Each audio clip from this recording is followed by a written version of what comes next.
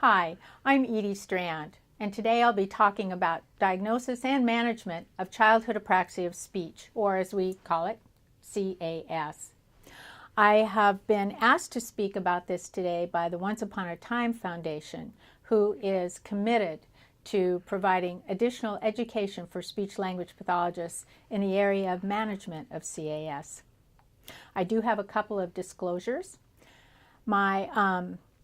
I am on the advisory board for the Childhood Apraxia of Speech Association of North America, or CAS, which is a non-paid position. My financial disclosures include being paid royalties from both ProEd and TEMA publishers for my books, and I am being paid a stipend for this course. I want to make a couple of introductory comments that I think are very important before we start talking about management of CAS. The most important is that we're really embarking on a paradigm shift here in terms of our thinking about apraxia. As speech-language pathologists, we're very used to thinking in terms of sounds or phonemes. Today, I want to encourage you to think more about movement. We'll be talking a lot about movement today with respect to how it happens, how movement is learned, how we help children sustain that learned movement accuracy. But we're going to do it in a very different way than we typically think about treating speech sound disorders. I'm going to go over just a few important points that I want you to take away by the end of today's course. First, I want you to keep in mind that childhood apraxia of speech is not a medical diagnosis. It's a label for a certain type of speech sound disorder. This is important not only for you to understand, but to help parents understand as well. We'll talk a lot more about that. The next really important thing to remember is that in childhood apraxia of speech, the focus of treatment is the movement and making that movement more accurate, not necessarily thinking about the phoneme or acquiring the distinctive features and use of a particular phoneme for the language. In treating childhood apraxia of speech, our focus, that is what we observe during assessment tasks as well as what we treat, has to be the movement accuracy and how that happens. To be honest, when we think about movement, we're thinking about the fact that that changes almost everything about the words we use, the type of feedback we give, the stimuli we choose, and we'll be talking a lot about that today. There are many different types of treatment approaches in CAS that we'll talk about, but in general, the differences in treatment that we're talking about include the following things. First of all, kids with CAS are going to need more frequent therapy, typically shorter sessions and more frequent therapy. I'm going to suggest that you use an approach that's focused on improving motor skill versus linguistically based phonemes. And most importantly, probably, is the fact that we need to think about and incorporate principles of motor learning in both our treatment planning and when we implement treatment. And I'll be talking at some length about how we make that happen. Some specific examples of those differences with respect to motor learning, though, include first, creating specific stimuli based on vowel content and syllable shape during early treatment. And with more severe praxis deficits, using fewer stimuli with more dynamic shaping of the movement accuracy as you're working with the child. I'm going to suggest that we maximize response trials per session, and to do that, we have to get away from some of the pictures and games that we're used to working so that we can get enough practice trials per session. To do that, we need to use quick but novel reinforcers, and I'll talk about how we can do that. One of the most important and salient and effective methods of providing feedback to a child and in cueing is to have the child watch your face. We've kind of known that from our own clinical experience for years, But now we know that there's more evidence for how effective this can really be. So it's important, and I'll talk about how this might happen, that we encourage the child and even help the child attain the ability to watch our face with attention and intention. One of the other things that we'll do a little bit differently is to think about how we're going to organize practice. Are we going to organize it in a way that's very random, or are we going to do it in a way that's very blocked? And I'm going to be suggesting for the more severe children that we work with that we use a modified block approach, moving to a more random production as we move through therapy. And we'll be talking about why that should be. Feedback. We know how important feedback is when we're working with children that have any kind of speech sound disorder. When we learn about the principles of motor learning, we'll be talking about the fact that at first, and when the child's more severe, we have to give very specific feedback, and we have to do it very frequently, and we have to do it very quickly. But over time, to help improve their generalization, we're going to provide less frequent feedback. We're going to do it less immediately, and probably get to the point where we're providing only very random feedback and only knowledge of results, either it was right or wrong. Finally, I'm going to suggest that we just can't take treatment data while we're working so hard to shape the accuracy of movement. As a result, I'm going to suggest that we use a technique called probe testing, where at specified intervals, you sample a number of trials of your stimuli with no cueing in order to determine how well your treatment is working. And most importantly, this is something I really hope you take away from this video. I'm hoping that you'll gain more confidence so that you can be sure that you have a rationale for every clinical decision you make. And that you're going to be confident in your ability to explain that decision to parents as well as to others. So, although this course is focused on treatment, we know that differential diagnosis is the first step in treatment planning. So that means we need to distinguish in any child with a speech sound disorder how much of their problem is a linguistically based phonologic impairment versus a motor planning impairment, such as CAS, or a dysarthria, which is related more to weakness or difficulty with the execution of movement. Let's start, though, with just a brief introduction to childhood apraxia of speech, especially, especially for those people who maybe haven't worked with many children that have CAS. CAS is believed to be due to deficits in both the planning and programming of movement gestures for speech production. We'll talk a lot about what that means and how to explain it to parents. It often occurs along with language and phonologic impairment, but the deficit, when we use the word apraxia, relates more to that child's ability to specify parameters of movement, that is, motor programming, so that the movements occur at the right time in the right direction to get to the right place at the right time.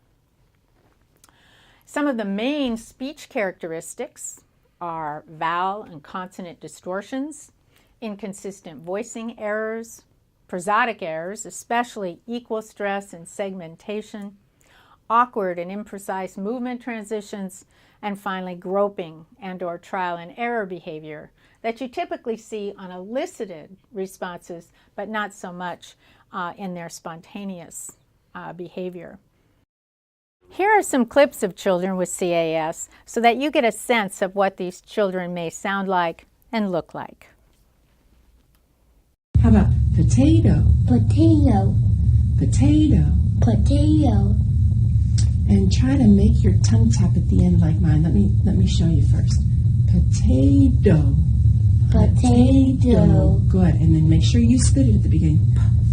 Potato. Again. Potato. Perfect. Do it again. Potato. My turn. Potato. Potato. Sure you spit it. Potato. Nice job. How about this one? Video. Video. Video. Video. Good try. Watch me. Let's do it together. I'll show you. It goes video. Video. Beautiful. Video. Video. Good. Let's do it one more time, a little faster together. Ready? Video. Start with your bite your lip. Video. Nice job. My turn. Video. Video. Good try. Listen one more time. Video. Video. Good trying. Boo boo. Boo boo. Watch my lips this time. Boo boo. Boo boo. Good job. Can you try to go boo boo? Boo boo. Good trying. My turn. Mom. Mom. Do that again. Mom. Try again. Mom. Mom. Almost. Mom. That was a little better. Good. Eyes here. Peep. Is that what little chick says? Little chick goes, peeping. My turn. Bing. Watch Edie's now. My turn first. Peep. Bing. Good job. Let's try to do it all in one movement. Watch Edie. Peep. Bing. Better. Let's do it together again. Peep. Peep. My turn now. You wait. Peep. Bing. That was so much better. And we're just probing here. Tell me, movie. Movie. Now I hear a lot of movie. Let's try to do a movie.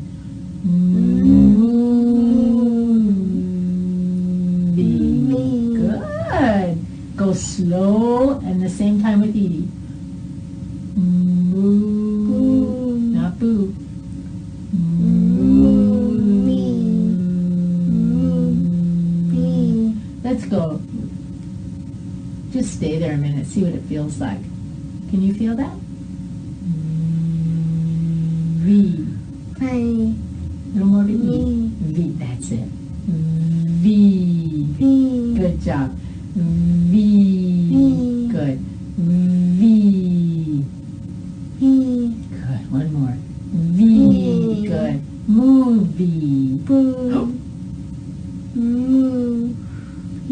There you go. Now, I've been using the term childhood apraxia of speech. So what does that really mean? What does this word praxis mean anyway? Well, we're going to talk more about this later, but I want to begin talking about it now because it's very important that you understand what this word means, why we use this word as a label for some children with speech sound disorders, how it differs from execution problems, and later, of course, we'll be talking a lot about why it matters in terms of how we plan and implement treatment. First of all, let's talk about some praxis deficits versus execution deficits. In the praxis deficits, we're talking about deficits in the ability to conceptualize, plan, and program skilled volitional movement. What does that mean? Well, it means that in order to make an accurate movement, we have to be able to start contracting certain muscles at just the right time so that movement happens in the right direction, with the right speed, with the right force, with the right amount of muscle contraction. And this all has to be timed perfectly so that all the structures move in a coordinated fashion. Now, when there's problems with praxis, it could be due to some determined, that is acquired cause, such as for children, maybe neonatal stroke. More often though, we don't know what causes the inefficiency in this ability to specify movement parameters or do this motor programming. We know that there must be some either weakness in terms of the synaptic connections, or perhaps the synaptogenesis that happens during early development didn't allow the efficient production of motor planning. Regardless of what may have caused the problem, the important thing to remember and to tell parents is that we know how to treat it. And I'll be talking about that over and over again. Execution deficits, on the other hand, are usually caused by some known impairment, either in the central or the peripheral nervous system. It often presents as weakness, either due to perhaps spasticity or flaccidity, and results in decreased range of motion, decreased speed, decreased force of movement, and less ability to really vary the tightness of the muscles themselves during the movement. And that brings us to a really important point that we need to talk about. And the reason I want to bring it up here is that this is something that's often misunderstood by speech-language pathologists. We have less training in movement and neurology than many professions do, and so it's no surprise that this can be a confounding element when we are doing both assessment and treatment. And that's the difference between weakness and muscle tone. So let's spend just a moment talking about that. Muscle tone is a state of partial contraction of muscle fibers when the structure is at rest. And this is happening all the time. As you're sitting there or standing there, your muscles are always in a partial state of contraction. And this is maintained by a number of processes that we don't have time to go over today. They're especially influenced by the cerebellum. They include processes such as the gamma loop and the stretch reflex. Now, for some reason, the term muscle tone is often equated with strength. So if you read a report that says the child has generalized low tone, you might be tempted to think, oh, that means the child's weak and I better work on strengthening. But they really aren't the same thing. In fact, if you read many reports written by a pediatric neurologist, a very common statement might be generalized low tone, normal strength. How can that be? Well, strength is associated with muscle contraction causing movement of a structure, like if I go to scratch my nose. In order for me to move this arm to scratch my nose, and I have the intent to move this arm, I'm going to do something called recruiting motor units. Now, a motor unit is just neurons in our brain, and we have upper motor neurons and lower motor neurons that talk to each other. So we recruit these upper motor neurons, usually up in motor strip, and we say, okay, I'm going to recruit this many of these upper motor neurons because I need this much strength to move this arm to get to my nose.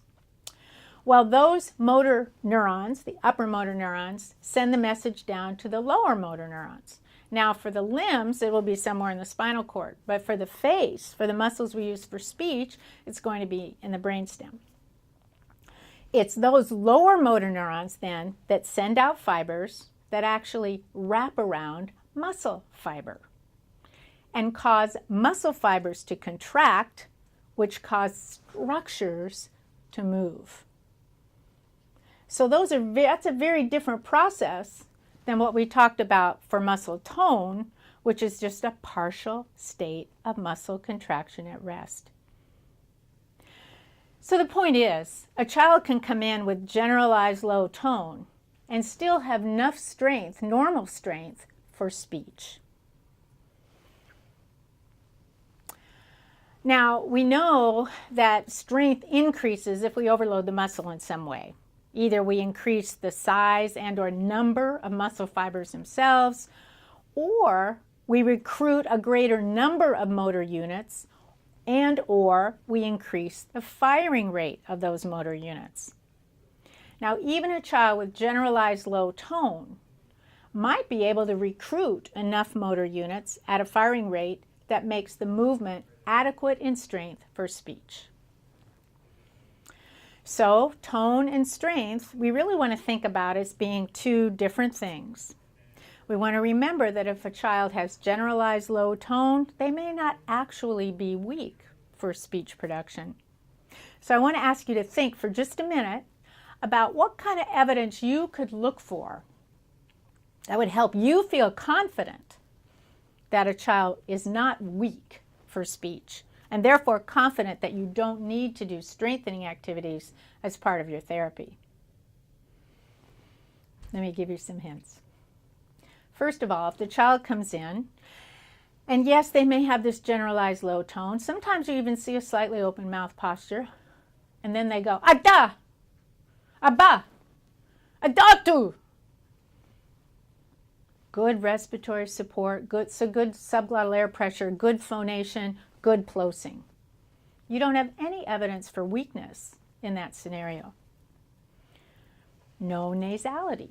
That means that the velum is moving fast enough and strong enough to actually block the nasal pharynx. Good volume, good respiratory support is other evidence that the child is not too weak for normal speech production.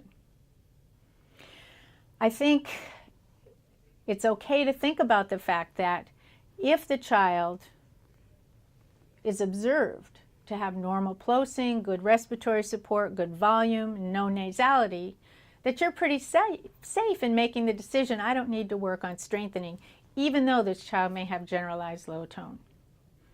Now, does that mean they don't need OT or PT? Probably not. They probably will be in OT and PT. What I'm saying is we don't need to work on strength for speech if we're observing these behaviors. Now, if the child actually is weak, which is often due more to some problem with the lower motor neuron or due to spasticity, I want you to ask yourself, is childhood apraxia of speech the appropriate diagnosis in that case? Or would dysarthria be a more appropriate diagnosis?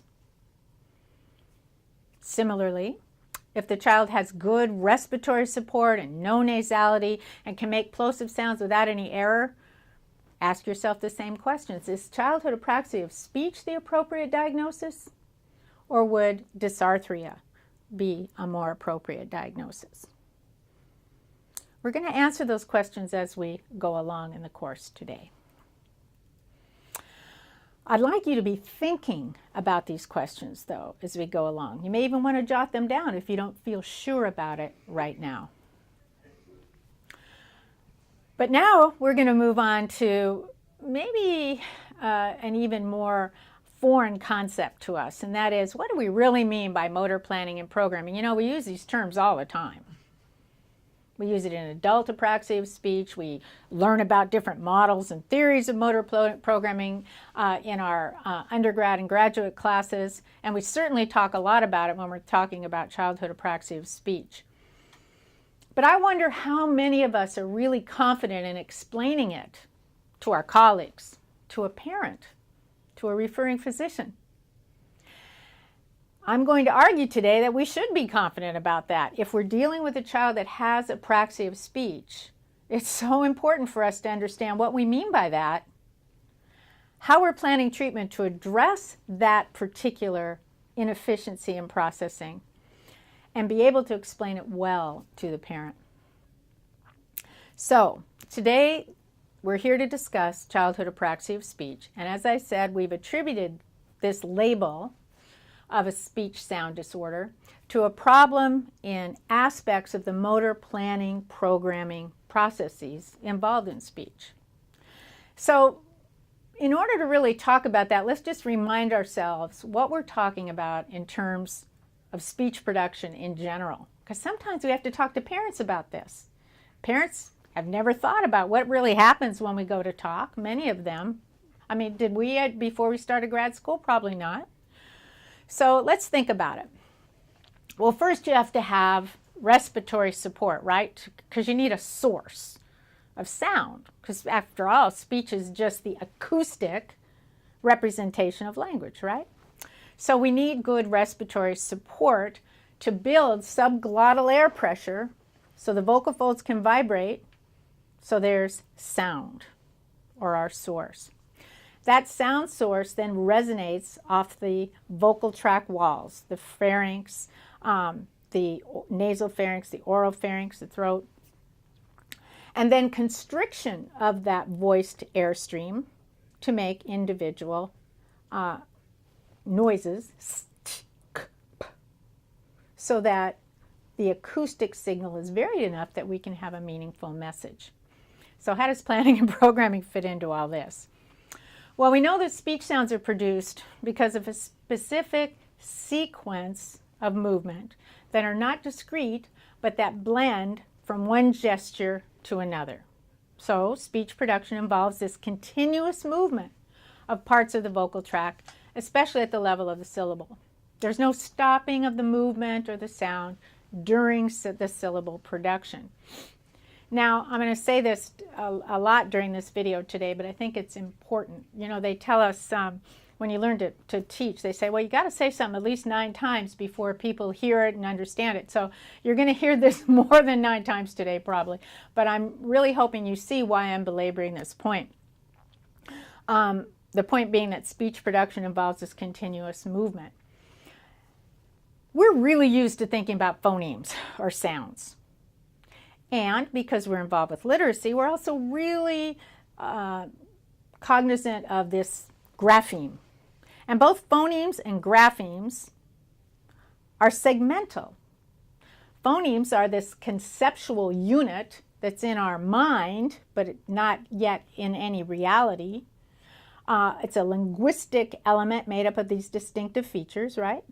And a grapheme is a pictorial representation of that phoneme, perhaps, and we can write that grapheme, and that's what makes it realized. Well, think about the acoustic production of phonemes in running speech.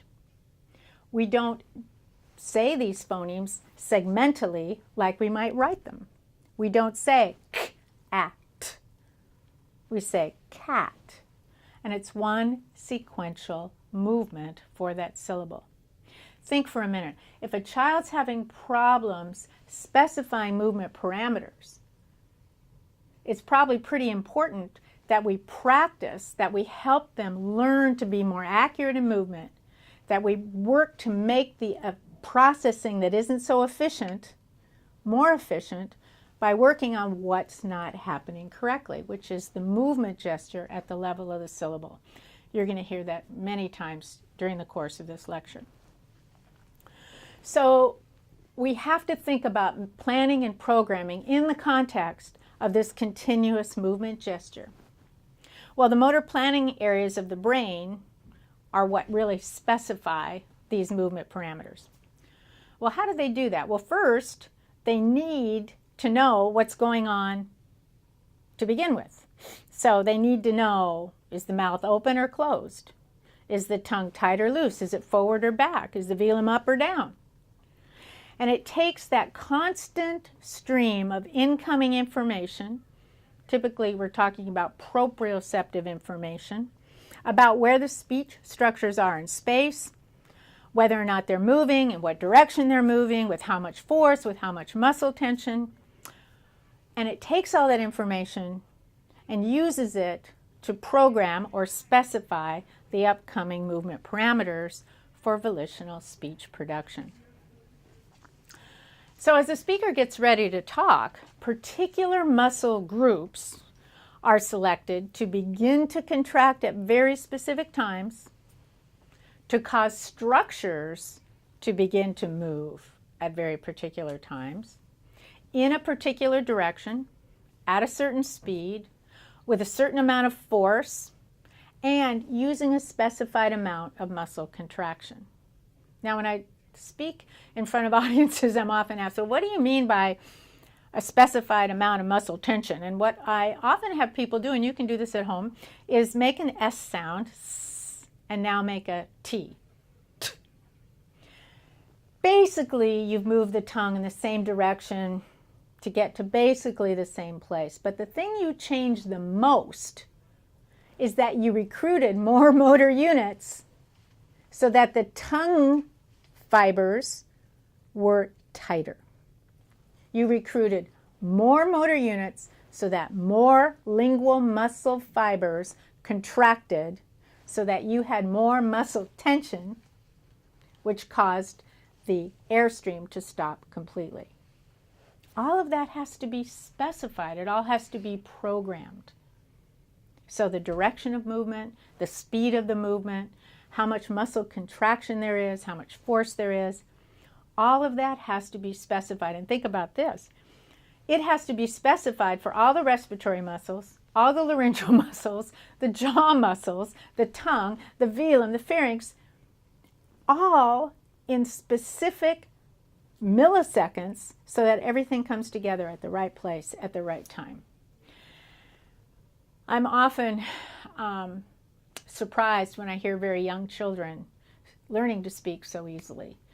And I'm not surprised at all when children have a difficulty, because this is difficult stuff. Now we call these things that have to be specified parameters of movement. So the range of motion, the direction of movement, the speed, the force, and the amount of muscle tension. All of that has to be specified. So we call those parameters of movement, and that movement specification is really what we're talking about when we say or use the term motor programming. Now, we talk about the fact that these parameters of movement are specified. Again, that just means that particular muscle groups are selected to begin to contract at just the right time to allow the structures or the articulators to move in just the right time at the right speed to get to the right place at the right time. We call that reaching a spatial temporal target.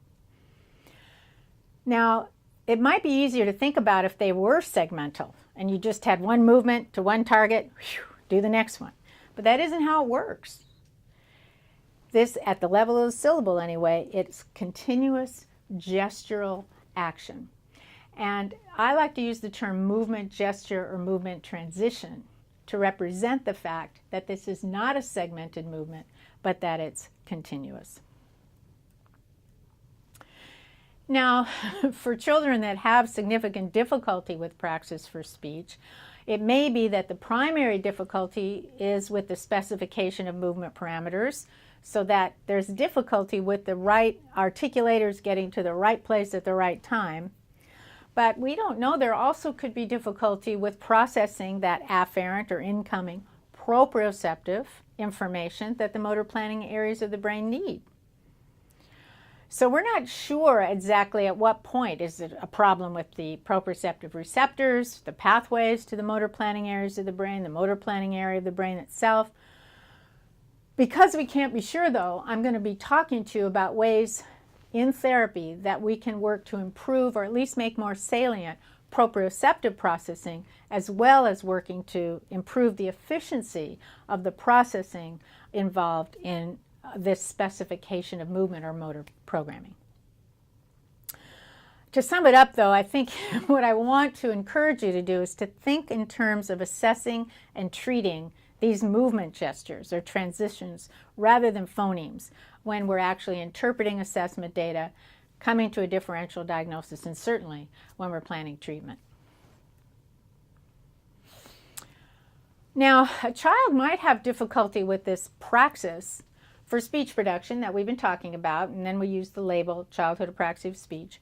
But they can also have difficulty with this praxis problem for volitional, that means on purpose or intended movement, that is non-speech, but still oral.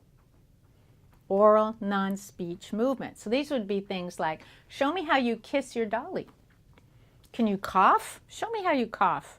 Can you smack your lips like this? Let me see you blow. Some children will have a great deal of difficulty organizing the movement, so we know now that's more specifying movement parameters to actually blow or kiss. For example, if you have given their dolly and you say, can you kiss your dolly's head? They might go, and just do an open mouth kind of touch. You ask them to blow, maybe they'll go, they know what they want to do, but they can't make their muscles move in the right direction with the right speed, force, etc. All the things we've been talking about. So that's called a nonverbal oral apraxia. Now, I will make the point later, but let me say it quickly now. If a child has apraxia of speech, they may or may not have an oral nonverbal apraxia. Some of the most severe apraxia of speech that I've seen in children were not accompanied by any nonverbal oral apraxia. Those kids were fine in that sense. Other children with apraxia of speech do indeed have a nonverbal oral apraxia. On the other hand, if a child does have oral nonverbal apraxia, the chances of you finding apraxia of speech go way up. So the child with apraxia doesn't necessarily have nonverbal oral apraxia. But if they have a nonverbal oral apraxia, you really want to be careful as you look for evidence for childhood apraxia of speech. Now, if a child has nonverbal oral problems because of actual weakness or paralysis, then their problems in speech production fall under a different label, which is dysarthria. We won't be talking about dysarthria very much today, other than to distinguish it from childhood apraxia. However, this is another caveat. I have to say something about one kind of dysarthria that's not associated with weakness, and this is ataxic dysarthria. And the reason why this is so important to our discussion today is that there's a lot of overlap in the characteristics between ataxic dysarthria and childhood apraxia of speech, just to muddy the waters. You know, what we do is hard. It's really hard. We have to know a lot of stuff. We have to know a lot about cognition, a lot about language, a lot about child development, child behavior. We have to know about motor learning. There's just so much that we have to know in our jobs. And this overlap of characteristics between ataxic dysarthria and childhood apraxia of speech is one of those things that makes what we do harder. Ataxic dysarthria is a speech problem that's characterized by impaired coordination in movement of the articulators. Usually it's due to problems of the cerebellum, either acquired or developmental. But it's hard to differentiate, especially from childhood apraxia, because of the idea of discoordination. If a child has coordination problems like overshooting and undershooting, mistiming due to cerebellar issues, you can imagine that some of those characteristics will be similar to those problems due to specification of movement parameters. Now, there are some ways to distinguish them that I will talk about today.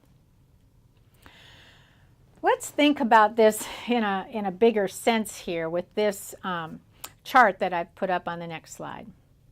At the top, I have oral motor problems, and we use that term a lot, oral motor, which I don't like to use, but it's so pervasive in our field that I want to say, if you use that term, at least be very specific about what you're talking about. Because oral, mouth, motor movement could relate to anything, like having your jaw wired shut because you broke it. So you want to be really careful to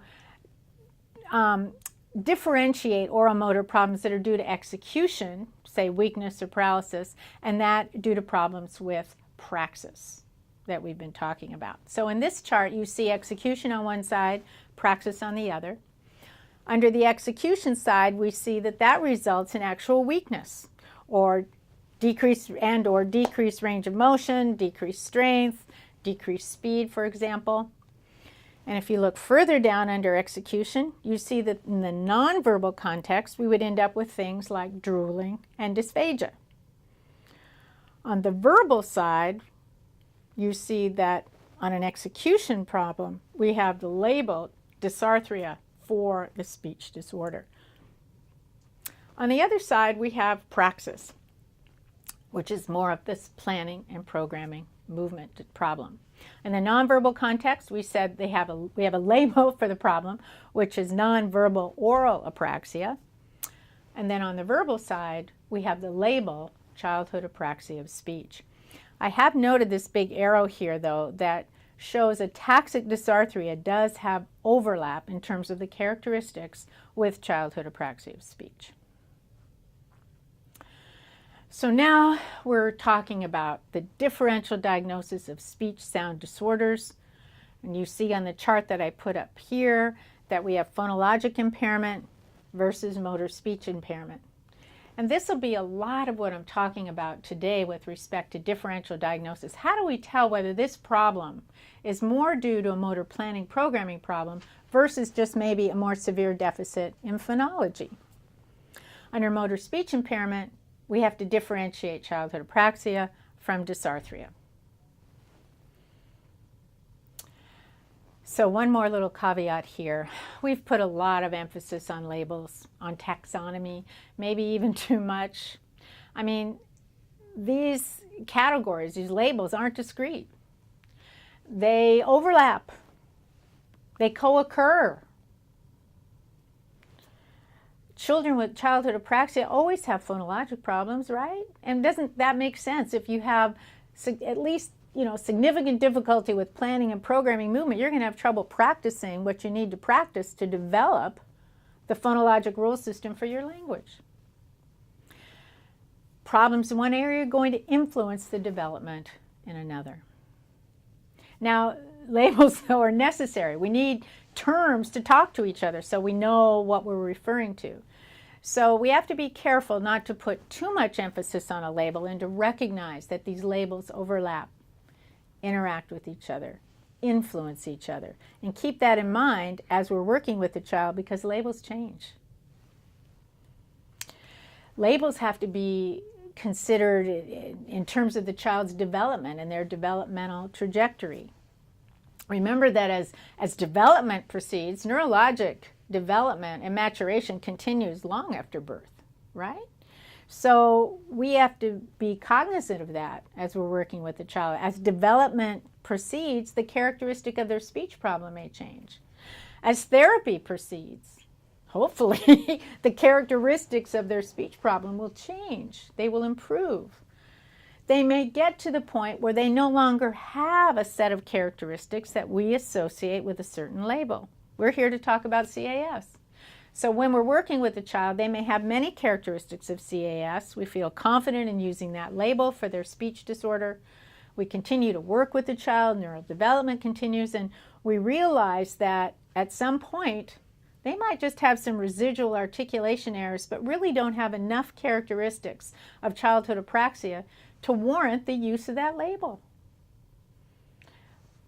We may always put in a report that the child has a history of childhood apraxia, because that may influence some of our decisions even as we're working with residual articulation deficits. But our therapy will be different at that point. And it's appropriate to discontinue using the former label of CAS and talk about it as just being in the past that may influence what we do now. So now we're going to move on to differential diagnosis.